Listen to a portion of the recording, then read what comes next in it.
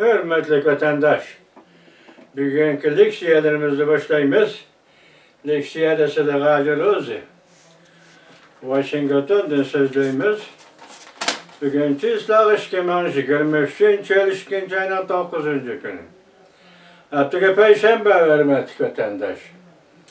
Bugünkü vaziyetimizden aytqanda, yanıla şu vaktki, yaki Cumhur'un casusluk şari ve onun münasebetlik Amerika Devlet Meclisi'ndeki faaliyetler ve onun münasebetlik del şu küllerde Amerika Koşmuş Ştatlarının Prezidenti Joe Biden devlet heti yani devlet siyasi tavşırıp Devlet Meclisi sözlügen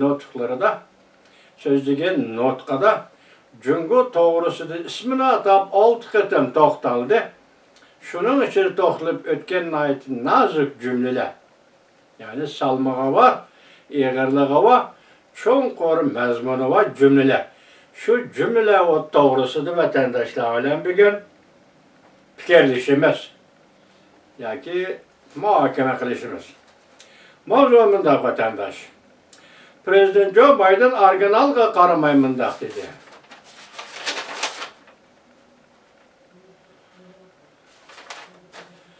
Prezident Joe Biden arganalga qaramaymandak dedi.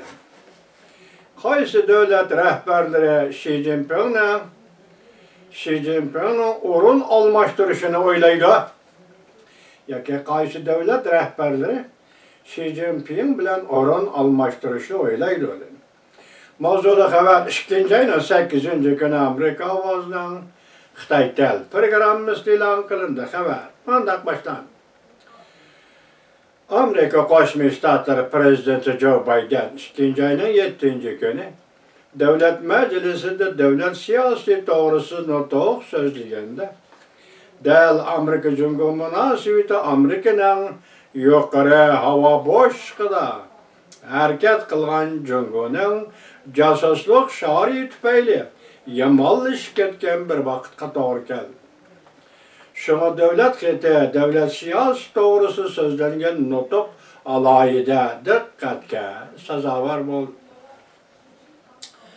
Notuqning ko'p qismida bir yildan beriki ichki siyosatda qo'lga keltirilgan natijalar to'g'risida so'zlangan bo'lsa-mu, lekin Prezident Joe Biden Jungo paydo qilgan bexatarlik tahdidi to'g'risida to'xtalganda arganalga qaramayla mundaq dedi. Qaysi davlat rahbarlari sizlar o'rninglarni Xi Jinpingning o'rniga qo'yishni o'ylaysizlar? Mana bir ism beringlarchi. Men hech nimani ayamay, bu mustabid hokimiyat del hozir zaiflashdi deb chin qalbimdan ogohlantirish beretdim. Prezident Joe Biden nutqining oxiri ta'kidlab mundaq ko'rsatdi. Amerika navbatda 10 yildan beri Jungo bilan yoki boshqa davlatlar bilan raqobatlashish jarayonida zo'raygan davlat o'rnida turganda Jungo bilan hamkorlashimiz Amerika butun yer sharining manfaatini ilgari surimiz deb keldi. Prezident Joe Biden yana ta'kidlab mundaq ko'rsatdi.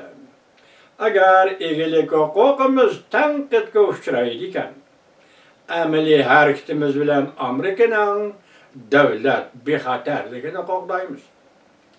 Prezident Joe Biden mundaq ko'rsatdi.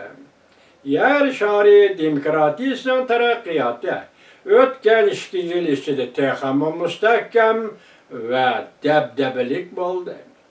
Mustabidizm zavol yuzlandi. Arganalga qaramay Prezident Joe Biden jiddiy turib mundaq ko'rsatdi. Xi Jinpingning o'rniga o'tib xizmat ishlaydigan qaysi rahbar bor? Mana bir ism beringlarchi. Bloomberg agentligi mundaq ko'rsatdi. Bu notuqni so'zlaganda Cungo toğrusida toxtalgan söz ibarlar içinde en keskin sözlengen bir kısmıdır. Muşunu müstabet hakimiyetinin acizlaşkanlığını ve zavallı yüzünüşün mukarrer terakkiyat işkenliğini məqsədlə təkidləgənligidir. Xəbərdə mündəq görüstüldü. Prezident Joe Biden'ın notqı yakınki yıllardan beri Amerika'da iki partiyanın birdek fikir kılğanlığının, azırak bolğanlığını, Cungo tutkan meydan meselesi, katıqlaşkan sırı, bu meydan meselesinden bugün iki partiya ittifaqlı işlə püttürəb duruş, noxtusqa aylanğanlığını körüstüb berdi. Ötmüşte Amerika, Cungo'nu xalqara tertipke elip girişke tirişçallık körüsetti. Rekabetçi dedi. Cungo düşman demedi. Bugün Prezident Joe Biden'ın pozisiyası bu meydanın özgergenliğinin ifadesi bulup kaldı.